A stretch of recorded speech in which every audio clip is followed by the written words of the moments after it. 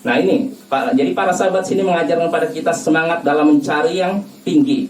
Dan yang demikian itu dilakukan dengan cara mencari ilmu dari ulama besar. Ulama besar di sini dalam hal ini siapa? Rasulullah. Padahal di zaman Rasulullah ada sahabat tidak? Nah, Kalau Malik bin Al-Huwairits belajar ke para sahabat, boleh tidak? boleh. Boleh kan? Boleh aja kan? Tapi Malik bin Al-Huwairits ingin mencari yang lebih tinggi. Nah ini juga pelajaran bagi kita Bapak ya.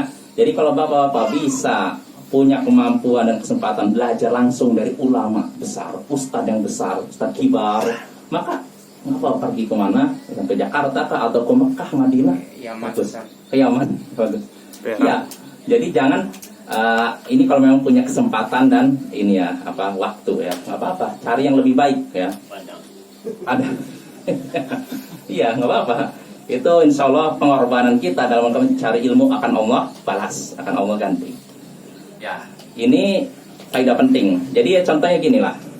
Contohnya yang nyata ya Bapak ya. Kalau zaman sekarang nih, kita harus akui para ulama besar banyak berkumpul di Arab Saudi.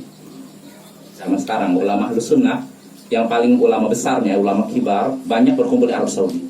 Di Yaman ada ulama, di Syam, di Yordania ada, di Mesir ada. Tapi para ulama yang senior, yang rata-rata senior ada di Arab Saudi. Maka kalau misalkan ada di antara bapak-bapak atau para pemuda sini punya dana, saya dana cukup bagi Yaman belajar kepada muridnya Syekh Mukbil, atau saya punya dana belajar kepada Syekh Abdul Aziz Al-Syekh, mufti Arab Saudi zaman sekarang.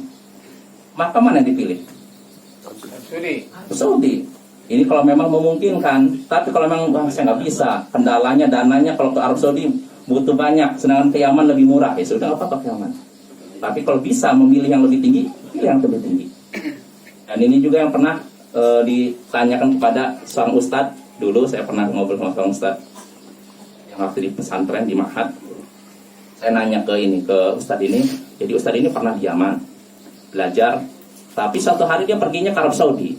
Setelah dia ngajar di Mahat berapa tahun, dia pergi melanjutkan lagi menuntut ilmu. Saya nanya, bukan saya, teman saya nanya, Ustaz, kenapa nggak pergi lagi ke Yaman aja? Kenapa harus ke Arab Saudi? Jawaban Ustaz ini apa? Para ulama kibar, para ulama besar rata-rata ada di Arab Saudi. Dan kalau di Yaman ada masalah, mereka pun mengangkatnya ke para ulama di Saudi. Makanya saya cari yang lebih tinggi. Nah ini Bapak, ini contohnya ya. Jadi kalau bisa kita cari yang lebih tinggi, cari yang lebih tinggi. Tapi kalau tidak memungkinkan ya terima saja yang bawahnya. Jelas Bapak?